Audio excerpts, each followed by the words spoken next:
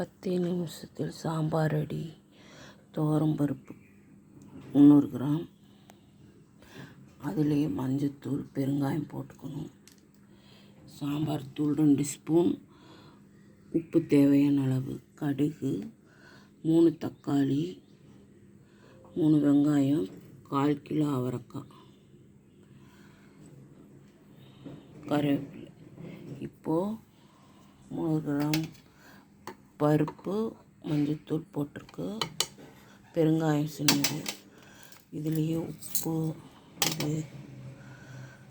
எல்லாத்தையும் போட்டுருக்கோம். தக்காளி, காய்,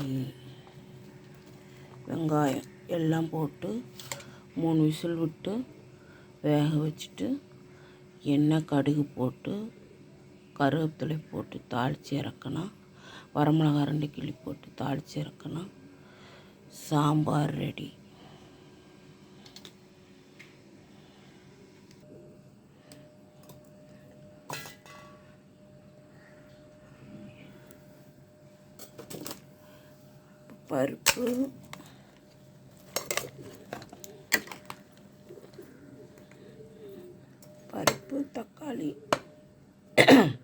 பருப்பு, தக்காளி, வெங்காயம் எல்லாமே போட்டிருக்குது.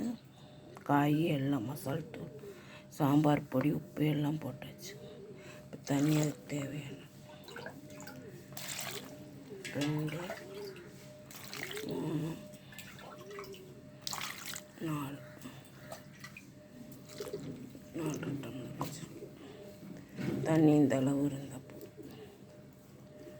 ரொம்ப வச்சா பொங்கி கீழும்.